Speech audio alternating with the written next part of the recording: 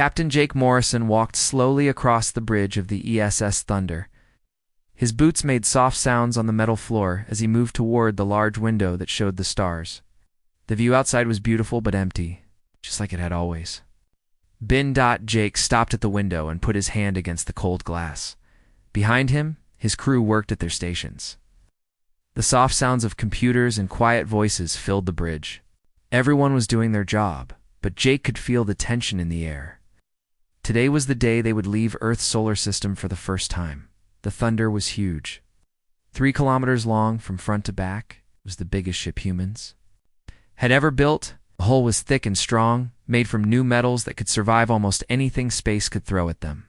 Weapons covered the outside of the ship like spikes on a giant beast. This was not just a ship.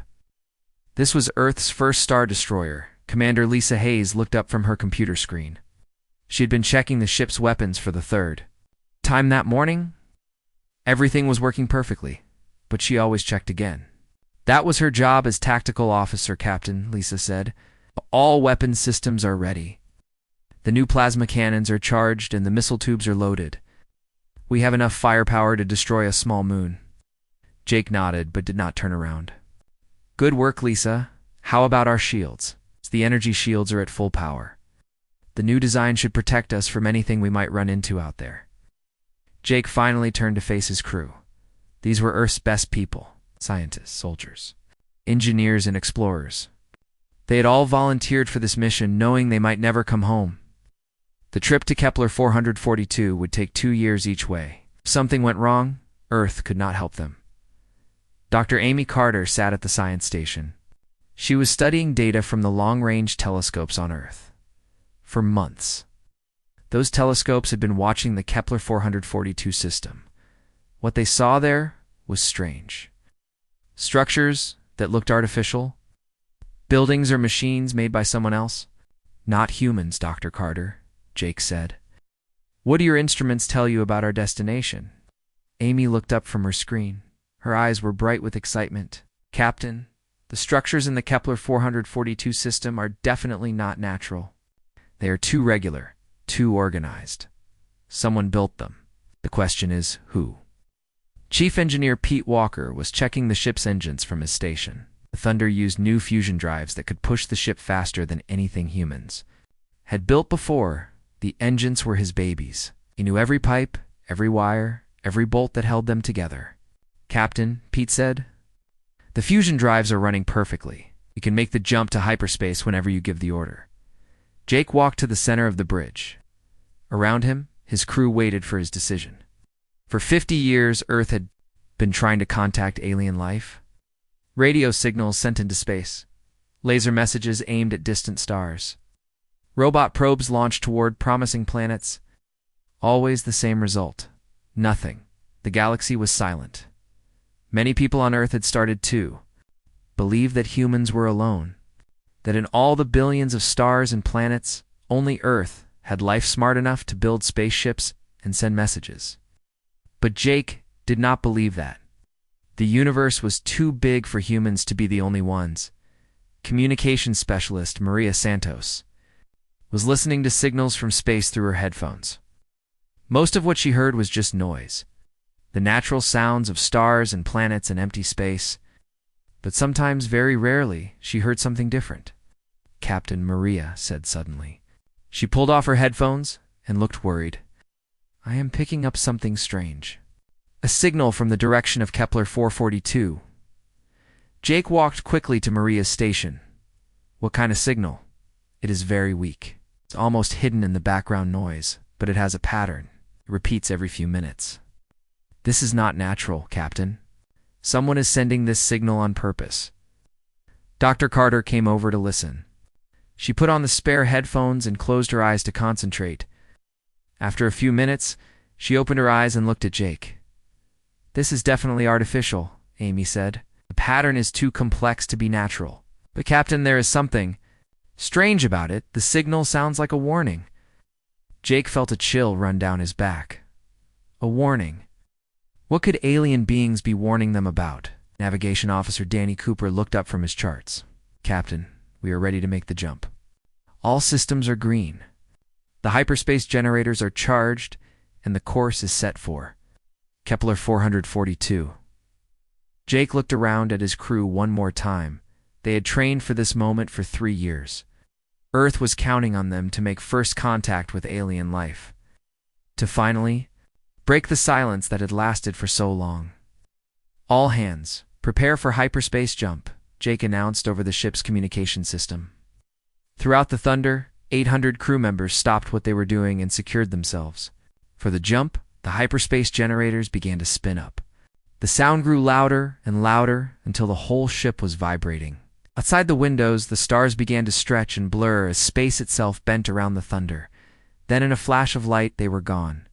Earth's first star destroyer had left the solar system and was racing toward its destiny at Kepler 442.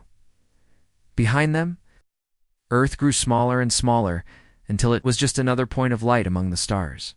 The journey that would change everything for humanity had begun. The thunder came out of hyperspace with a violent shake that threw several crew members to the floor. Emergency lights flashed red across the bridge as alarms began to sound. Captain Jake Morrison grabbed the nearest rail to steady himself as the ship rocked back and forth. Jake shouted over the noise of the alarms. Navigation Officer Danny Cooper was frantically working at his control panel. His hands moved quickly across the buttons, but the screens kept showing error messages. "Captain, something's wrong with our instruments. I cannot get a clear reading on our position." Jake looked out the main window and felt his heart stop.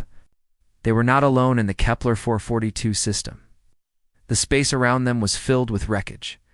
Thousands of pieces of metal and strange materials floated in the darkness. Some pieces were as small as cars. Others were as big as city blocks. "Dear God," whispered Dr. Amy Carter as she stared at her science screens. "Captain, these are not natural formations. These are the remains of spaceships. Hundreds of them." Commander Lisa Hayes was checking the weapon systems. Her face was pale as she read the reports coming in from different parts of the ship. "Captain, our defensive systems are being scanned by something. I am detecting multiple energy signatures around us, but I cannot see what is causing them." Jake walked to the communication station where Maria Santos was trying to contact Earth. She shook her head when she saw him coming. "No luck, Captain. Something is blocking our signals. I cannot reach Earth or even our probe network." On Earth, Admiral Rachel Stone stood in the command center watching the large screen that showed the location of the thunder. The screen had been tracking the ship's progress for 2 years as it traveled to Kepler 442, but now the signal was gone. The thunder had simply disappeared. "When did we lose contact?" Rachel asked the technician beside her. 17 minutes ago, Admiral. Right when they were supposed to arrive at Kepler 442. We have sent multiple signals, but there is no response." Rachel stared at the empty screen. She had known Jake Morrison for 15 years. He was one of the best captains in Earth's fleet. If something had happened to the Thunder, it was serious. Back on the Thunder, Chief Engineer Pete Walker was receiving reports from all over the ship. The fusion engines were working fine, but other systems were failing one by one. "Captain, something is interfering with our electronics. The interference is getting stronger every minute." Jake made a decision. "Take us deeper into the wreckage field. Maybe we can find some answers." Danny guided the Thunder forward slowly. As they moved through the field of debris, the crew could see more clearly what surrounded them. These were definitely spaceships, but they came from many different civilizations. Some were long and thin, like needles. Others were round like balls. Few looked almost like Earth ships, but most were completely alien. Dr. Carter was studying the wreckage. Through the ship's sensors, "Captain, I am counting debris from at least 50 different ship designs, maybe more. Each design looks like it came from a different species." First Officer Kate Johnson had been quiet until now. She was studying tactical displays and had noticed something disturbing. "Captain, look at the damage patterns on these ships. They were not destroyed in battle. Someone took them apart, piece by piece." Jake felt a cold fear growing in his stomach. "What do you mean?" Kate pointed to her screen, which showed close-up images of the wreckage. "The cuts are too clean, too precise. These ships were dissected by something that wanted to study them." Like a scientist taking apart a machine to see how it works. Communications Officer Tony Mitchell had been trying to boost their signal strength. Suddenly his equipment came alive with activity. "Captain, I am receiving a transmission." "It is. Very strong and coming from multiple directions at once." "Put it on the main speakers," Jake ordered. The bridge filled with a sound unlike anything the crew had ever heard. It was not quite music and not quite speech. The pattern was complex and seemed to repeat in different languages.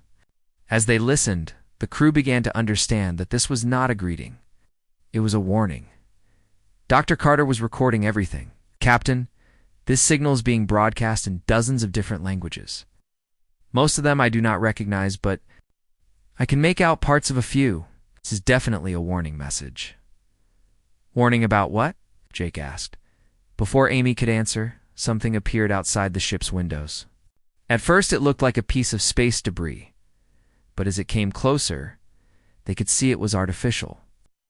The object was made of a clear crystal-like material that seemed to bend light around it. It was roughly the size of a small building and had no visible engines or weapons.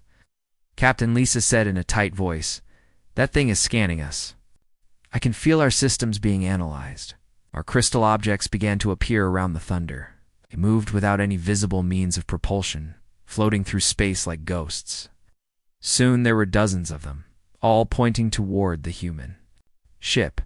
Lieutenant Commander Sam Rivers was at the weapons station.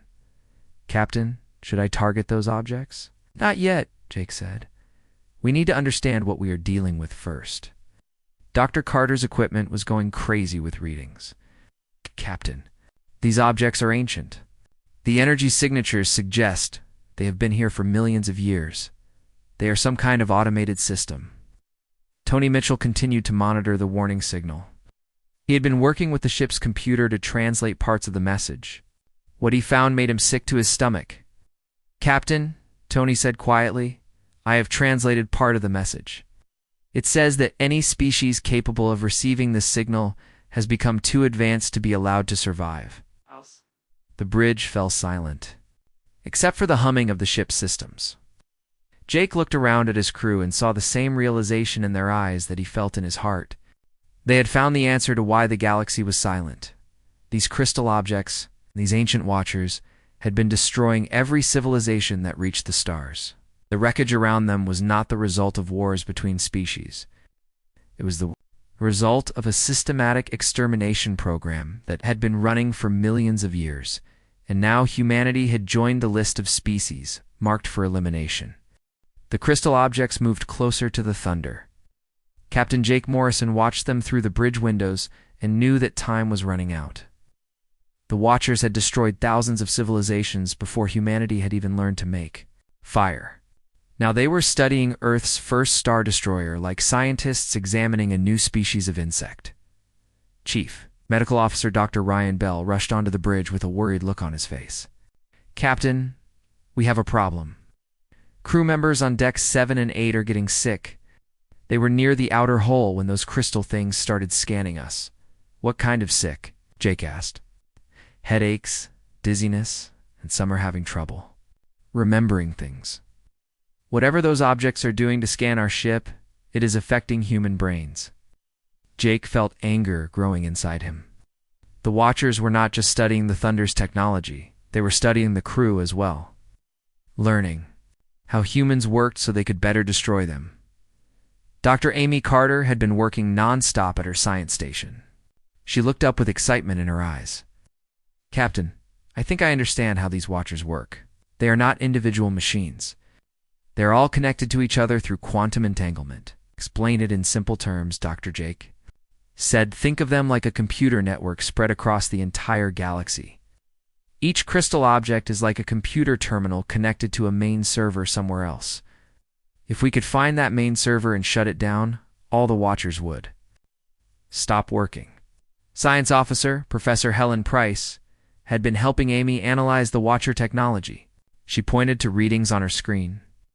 "The quantum signals are very strong. The main control system must be huge, probably located near the center of the galaxy."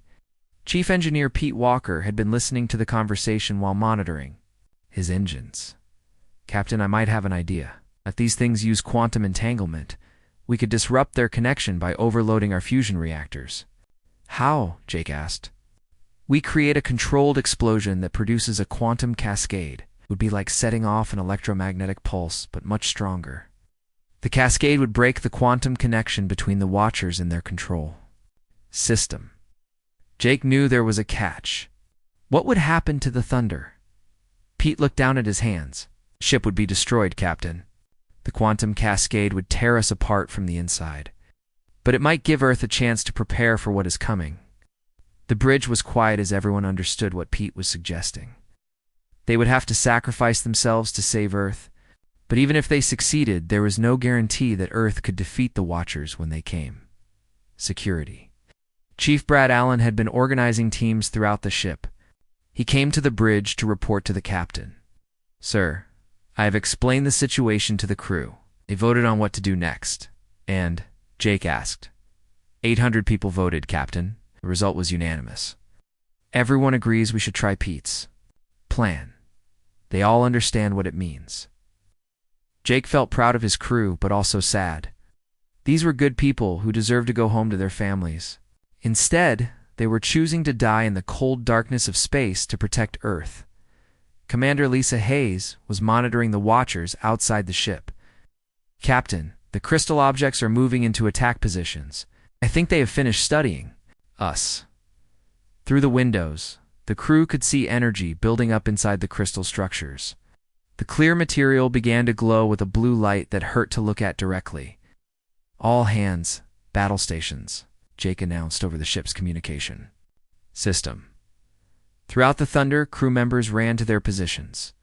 They knew this would be their final battle. The first energy beam from the Watchers hit the Thunder's shields. The ship shook violently as the energy tried to break through their defenses. Warning lights flashed as the shield generators worked. At maximum power, shields down to 80%, Lisa reported. These weapons are stronger than anything we have ever seen. Jake made the hardest decision of his life. Pete, start the overload sequence. Amy, help Maria prepare a message for Earth. Tell them everything we have learned about the Watchers. More energy beams hit the Thunder. The shields were failing under the constant attack. Parts of the ship's hull began to glow red-hot as energy leaked through the weakening defenses. Lieutenant Kelly White was working in the computer core deep. Inside the ship, she had discovered something important while the Watchers were scanning them. Captain, she said over the communication system. The Watchers accidentally downloaded part of their database into our computers when they scanned. U.S. I am copying everything I can find. The information Kelly found was incredible. The database contained records of every civilization the Watchers had destroyed. Thousands of species, millions of planets, all gone. But more importantly, it contained the exact location of the Watcher control system. Maria Santos and Dr. Carter worked together to prepare the final message to Earth. They had to include the location of the control system, the technical details about Watcher technology, and most importantly, proof that the Watchers could be defeated. Another massive energy beam hit the Thunder. This time it broke through the shields completely and tore a hole in the ship's side. Air began rushing out into space as emergency bulkheads sealed the damaged sections. Hull breach on Deck 12, someone shouted. We are losing atmosphere. Pete's hands moved quickly over his controls. The fusion reactors were building up more power than they were designed to handle. Deep in the ship's heart, the engines began to shake as unstable energy built up inside them. Quantum cascade in 30 seconds, Pete announced. The Watchers seemed to sense what was happening. More crystal objects appeared around the Thunder, all firing their weapons at once. The ship's hull began to crack under the massive assault. Message. Ready for transmission, Maria reported. Send it now, Jake ordered. The Thunder's communication array sent humanity's most important message racing toward Earth at the speed of light. The signal contained everything they had learned about the Watchers and the location of their control system. It was Earth's only hope. Quantum cascade in 10 seconds. Pete called out. Jake looked around the bridge one last time. His crew was still at their stations, still doing their jobs even as the ship was being destroyed around them. These were the best people humanity had to offer. "It has been an honor serving with all of you," Jake said. The fusion reactors reached critical overload. The quantum cascade began, spreading through the ship like invisible fire. At the same moment, the cascade reached out into space, breaking the quantum connections that link the Watchers to their control system, all across the galaxy. Crystal objects that had been waiting for millions of years suddenly went dark and drifted powerless through space. The thunder disappeared in a flash of light, could be seen from the other side of the solar system. But their sacrifice had broken the silence that had held the galaxy prisoner for so long. Lieutenant Kelly White floated in the darkness of space inside a small escape pod. Her head hurt and she could taste blood in her mouth, but she was alive. Around her, pieces of the thunder drifted slowly past the pod's small window. Ship was gone, destroyed by the quantum cascade. But somehow a few escape pods had survived the explosion. Kelly looked at the small computer screen in front of her. Before the thunder was destroyed, she had managed to download part of the Watcher database. The information was still there, stored in the pod's memory banks. Data about thousands of dead civilizations and the location of the Watcher control system. 6 months later, Admiral Rachel Stone stood before a room full of Earth's most important leaders. The United Earth Council had gathered to hear her report about the thunder and what the crew had discovered before they died. "The thunder's final message reached Earth 3 months ago," Rachel said. "The signal was weak, but our computers were able to decode most of it. What Captain Morrison and his crew found changes everything we thought we knew about the galaxy." She pressed a button and a huge screen showed images from the Watcher database. Pictures of alien ships, strange cities, and beings that looked nothing like humans. These are some of the civilizations that the Watchers destroyed, if counted. Over 3,000 different species. All of them were eliminated when they became advanced enough to travel between stars. The council members sat in shocked silence. Earth's president, Mary Johnson, was the first to speak. "How long has this been going on?" According to the data, the Watchers have been operating for over 10 million years. They were created by a civilization that died out long ago. The original builders wanted to make sure that no other species would ever become powerful enough to threaten them. Dr. Frank Miller, who had worked with Dr. Carter before she left on the Thunder, raised his hand. "Admiral, the message mentioned that some civilizations might have survivors. Is that true?" Rachel nodded. Yes. "The database shows that many species had colonies on remote planets when their home worlds were attacked. Some of these colonies might still exist, hiding from the Watchers." She changed the image on the screen to show a map of the galaxy. Red dots marked the locations of destroyed civilizations. But there were also yellow dots scattered across the map.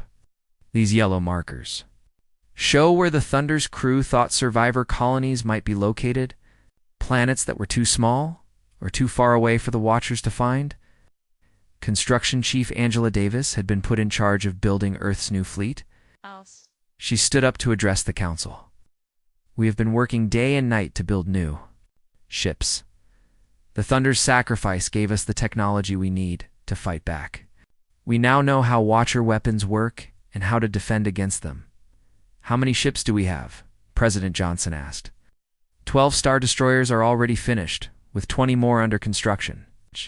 Each one is bigger and stronger than the Thunder. We have also built 50 smaller ships for exploration and rescue missions. The council discussed plans for ours. Earth had gone from being alone in the galaxy to being the only free civilization in a galaxy full of hiding survivors. It was a big responsibility. 3 weeks later, Commander Lisa Hayes stood on the bridge of the ESS Liberty, Earth's newest Star Destroyer. She had been rescued from the Thunder's wreckage after drifting in space for 2 months. Now she was leading the mission to find the first group of survivors. "Navigation, set course for the Vega system," Lisa ordered. "The Thunder's data shows a high probability of survivors there. The Liberty was much larger than the Thunder. It carried not just weapons and soldiers, but also doctors, teachers, and engineers. If they found survivors, Earth wanted to help them rebuild their civilization.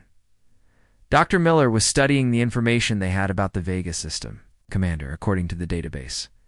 This system was home to a species called the Keth. They were peaceful traders who had colonies on 6 different planets when the Watchers attacked their home world. How long ago? Lisa asked. About 800 years. If any Keth survived, they would be living in hiding. They might not trust us when we arrive. The Liberty came out of hyperspace near Vega. The system looked empty at first, but their sensors quickly detected artificial structures on the 4th planet. Buildings that were trying to hide under the ground. Communications officer Jenny Parks tried to send a message to the planet. This is the Earth ship Liberty. We come in peace. The Watchers have been defeated. You are safe now. For several minutes there was no response. Then a weak signal came back. The voice was strange, speaking in a language that sounded like singing. But the ship's computer had learned to translate Keith language from the Watcher database. Earth ship, how do we know you speak the truth? The Watchers have been our masters for many generations. This could be a trick. Lisa decided to take a risk. She ordered the Liberty to move closer to the planet and lower its shields. We are disabling our weapons and defenses. If we meant to harm you, we would not make ourselves helpless. Slowly, carefully, the hidden Keth began to emerge from their underground cities.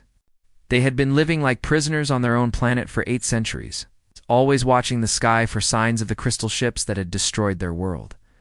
The first meeting between humans and Keth took place on the planet's surface. Lisa and a small team landed in a shuttle to meet with the Keth leaders. The aliens were tall and thin, with blue skin and large eyes. They moved gracefully and spoke in musical voices. The Keth leader was named Vex Khanum. Through a translator, he told Lisa about the day the Watchers came. They appeared without warning, great crystal ships that blocked out the sun. They destroyed our cities and took apart our spaceships. Those of us who survived had to hide underground and pretend we were not intelligent. That will never happen. Again, Lisa promised, Earth has taken responsibility for protecting the free peoples of the galaxy. We want to help you rebuild. Over the following weeks, more human ships arrived at Vega.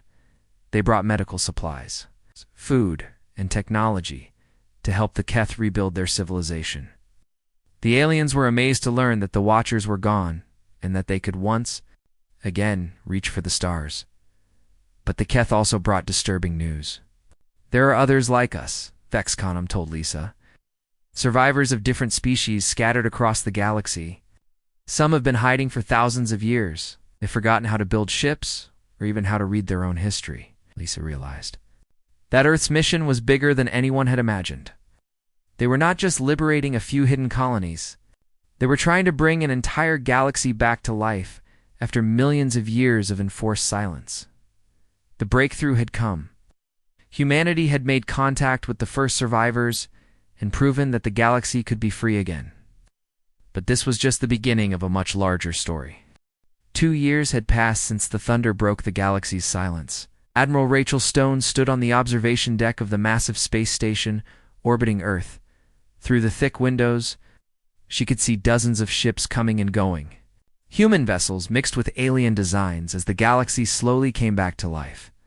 The station was called New Hope, and it had become the center of galactic communication. Representatives from 47 different survivor species now worked together to rebuild what the Watchers had destroyed. The once silent galaxy was filled with radio signals, trade routes, and the sounds of civilizations learning to trust each other again. Rachel watched as the ESS Freedom prepared to depart for another rescue mission. Captain David Lee had volunteered to lead the expedition to the far side of the galaxy, where ancient signals suggested a large group of survivors had been hiding for over 5,000 years. Dr. Frank Miller approached Rachel with a datapad. In his hands, over the past 2 years, he had become Earth's leading expert on alien biology. His office was filled with samples and studies from dozens of different species that humans had contacted. Admiral, I have the latest report from the rescue teams, Frank said. In the past month alone, we have made contact with 6 new survivor groups. The Zenith people of the Rigel system, the crystal beings of Altair, and 4 others. Each group has been hiding for a different length of time. Any problems with the contacts? Rachel asked. Some trust issues at first, but nothing serious. Most of these civilizations are so grateful to be free that they want to help with the rescue efforts. The Zenith have offered to share their cloaking technology, and the Altair crystal beings are experts at finding hidden energy signatures.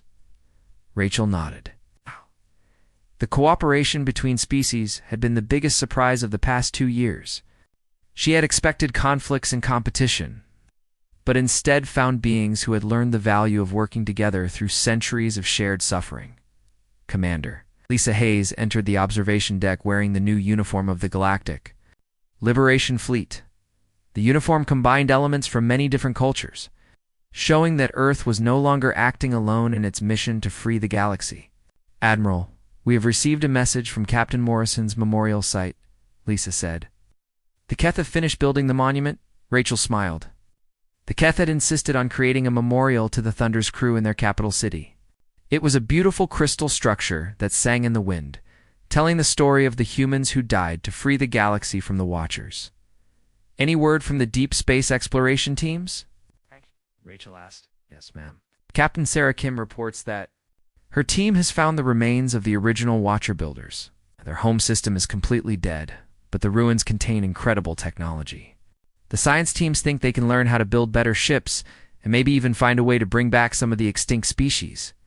The idea of bringing back extinct civilizations was still new and controversial. The Watcher database contained genetic information about thousands of destroyed species, but no one knew if it was right to try to recreate beings whose entire cultures had been lost.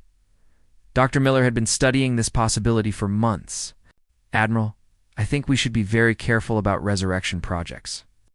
We can rebuild bodies, but we cannot bring back the knowledge and traditions that made each species unique.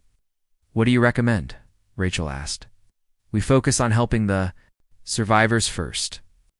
Many of them still remember the old ways of their people. If we can help them rebuild and grow strong again, maybe they can teach us about their extinct cousins.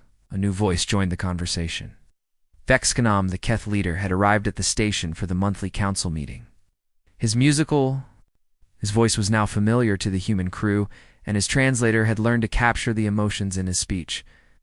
Admiral Stone, my people have voted on the Earth proposal for the new galactic government, Vexkanam said. We agree that no single species should have too much power. The council structure you suggested will work well. The proposed Galactic Council would have representatives from every free species. Earth would have a special role as the protectors. But important decisions would be made by all species working together. It was a system designed to prevent any one group from becoming like the original Watcher builders. Thank you, Vexkanam. How many species have agreed to join so far? 38 have voted yes, 6 are still deciding, and 3 have chosen to remain independent but friendly. The Altair crystal beings want to stay neutral, but they will help with research projects. Rachel was pleased with the progress. Building a galactic government was harder than fighting the Watchers had been, but it was working. Each species brought something different to the Alliance. Some had advanced technology, others had knowledge of hidden survivor groups, and a few had resources that everyone needed. Lieutenant Colonel Mike Torres came running into the observation deck with an excited look on his face. Admiral, we just received an incredible message from the expedition to the Galactic Core. What did they find? Rachel asked. The Watcher control system is still there, and it is still functional. The engineering team thinks they can reprogram it to help us instead of hunt us. Imagine using the Watcher network to send messages instantly, across the entire galaxy, or to find survivor groups we have missed. The idea was exciting, but also frightening. The same system that had enforced silence for millions of years could become a tool for bringing the galaxy together. But it would require incredible trust between species to make sure the power was never misused. Over the following weeks, representatives from every known species gathered at New Hope to discuss the future. The debates were long and sometimes heated, but they were the first free discussions the galaxy had seen in millions of years. The final vote was unanimous. The Galactic Council would be established with Earth as the protector species, but with strict limits on human power. The Watcher control system would be converted into a communication and search network, but it would be controlled by all species working together. 6 months later, Admiral Rachel Stone stood on the bridge of the ESS Unity, the largest ship ever built by the combined species of the galaxy. The ship was heading toward the unexplored regions beyond the galactic rim, where some of the oldest survivor groups might still be hiding. Admiral called Communications Officer Beth Clark. "We are receiving signals from the target system. Multiple artificial sources, but the patterns are very old. These people have been hiding for a very long time." Rachel looked out at the stars ahead of them. Each point of light might be home to another group of survivors waiting to be freed. The galaxy was huge, and the rescue work would take generations to complete. But humanity had proven that it could be done. The Thunder's sacrifice had broken the silence. But it was the cooperation between all free species that would keep the galaxy alive. The age of fear and hiding was over. The age of hope and exploration had begun, as the Unity approached the distant system. Rachel thought about Captain Jake Morrison and his crew. They had given their lives to break the chains that held the galaxy prisoner. Now it was up to the living to make sure their sacrifice was not wasted. The stars ahead held new friends waiting to be found, new knowledge waiting to be shared, and new worlds waiting to join the growing community of free peoples.